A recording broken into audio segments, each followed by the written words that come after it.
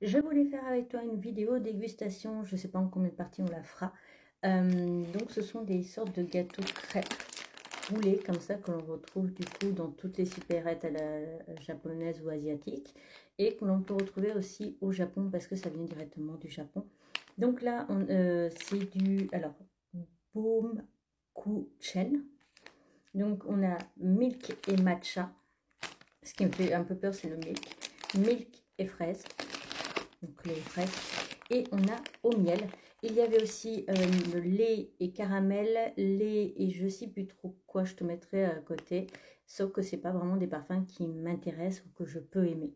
Là j'ai pris que des trucs que j'avais susceptibilité d'aimer, voilà. Donc aujourd'hui on va tester celui au miel et on se retrouvera un autre jour, toujours sur TikTok, pour tester les autres. Les laits sont super bons, ça sent super bon le miel. Et ça d'ailleurs dans les conventions au stand de Gatsu Gatsu, comme par exemple au Festival de la BD d'Angoulême ou à Bordeaux ou ailleurs, etc. Les stands de Gatsu Gatsu, et ben ils en proposent. Donc voilà, lui il est, on va dire tout moche parce qu'il est juste tout jaune. Mais les autres, comme tu peux le voir, il y a deux couleurs. Alors c'est très agréable, c'est très mou. Et, on dirait plus un cake, mais vraiment très très mou. C'est pas, comment dire, pour moi un cake c'est quand même assez solide, assez consistant, dur à mâcher. Et là, pas du tout. Je trouve ça facile à mâcher, je trouve ça très doux, très mou.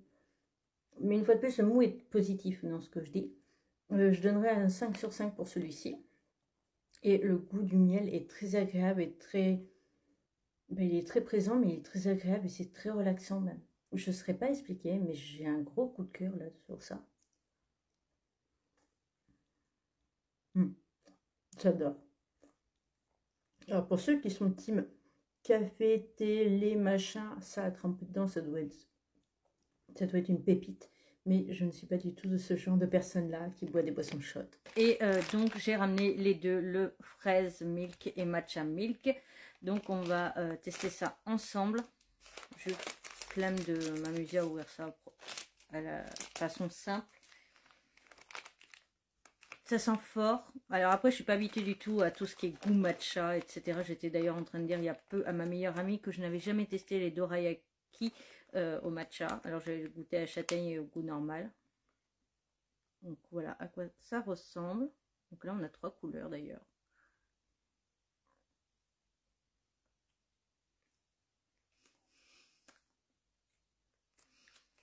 Non, je suis vraiment pas fan. J'aime pas du tout.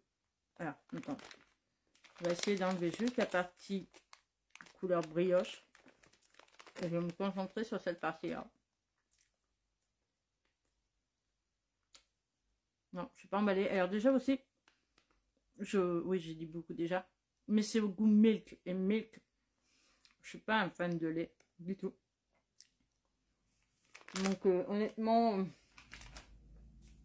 0,5 sur 5. On va tester donc celui à la fraise. Je crois que je me mets le mauvais côté. Voilà. Oh, il sent bien la fraise. C'est une odeur discrète, pas trop pas spécialement chimique, vraiment très discrète, très... pourrait avoir la même odeur si tu fais un gâteau à la fraise, vraiment. J'essaie de casser un petit bout, mais voilà.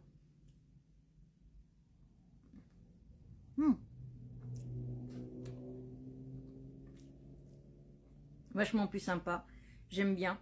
Le goût est plus présent et plus agréable et plus doux aussi. Et là, alors, je suis pas fan des trucs comme ça à la fraise, etc. Mais elle est 3 sur 5. En gros, s'il y a l'autre en magasin, je le rachèterai jamais. Celui-là, s'il y a que ça et que j'ai vraiment faim ou quoi que ce soit et qu'il n'y a pas d'autres trucs, pourquoi pas. Vraiment.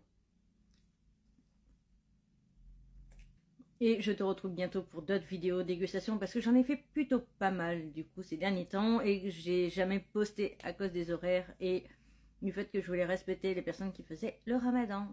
Bye.